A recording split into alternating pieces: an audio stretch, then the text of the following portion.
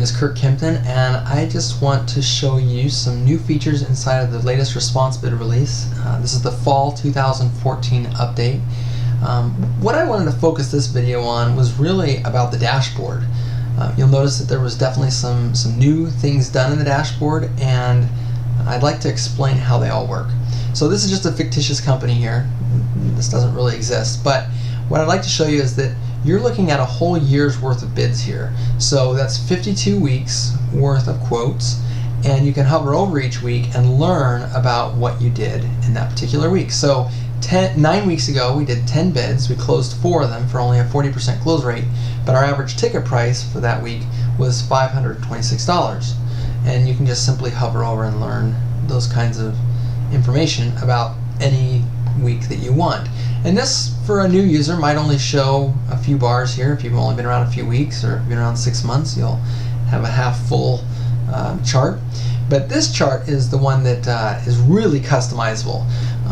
So the first chart that you'll see here is actually leads by lead source. So you can see that in this account, 40% of the leads are coming from Google. And that means that over this time period, which in this case is the last 12 months, 176 leads came in from Google for 40% of our total leads, and we had a close rate of 48% with an average ticket price of $314 and $26,372 booked dollars of work from Google. So you can learn about each of your top 10 lead sources right here in this graph.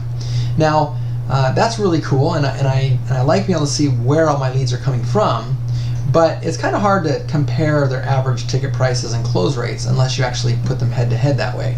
So what we've done is we provide you with a national average close rate. Right now happens to be 90% of all ResponsiBid users. You're averaging 90% of a close rate. And that's pretty good.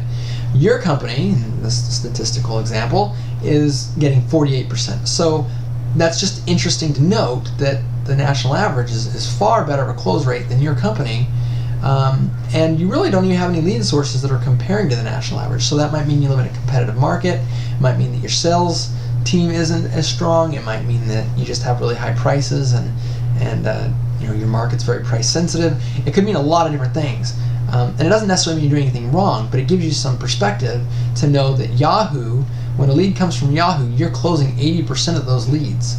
And that's pretty cool to know that if you're spending money with Yahoo, that you booked $3,665 worth of work from, but you do close a lot of work from Yahoo as a percentage.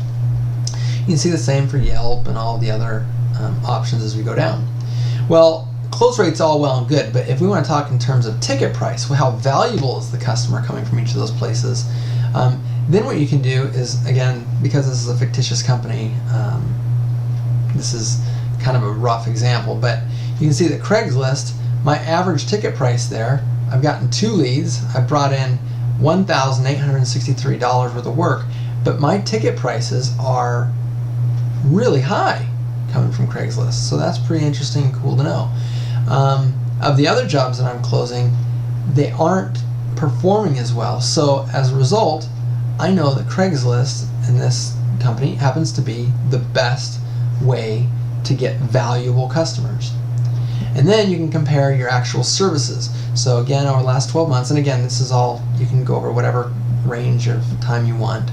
But in this particular time, I booked $86,000 worth of work, and of that, $24,000, $22,000, $16,000.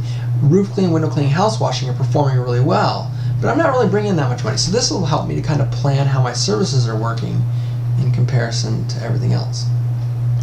So, hopefully that gives you a good idea of how to slice and dice these numbers. And of course, since your company's real, all of those numbers are going to probably look a lot more smooth and regular. But it doesn't really matter how much money your company is doing. It's that insight into know what's working, what you should do more of, what you should do less of, in order to figure out, you know, what is truly a good place to spend your time and energy.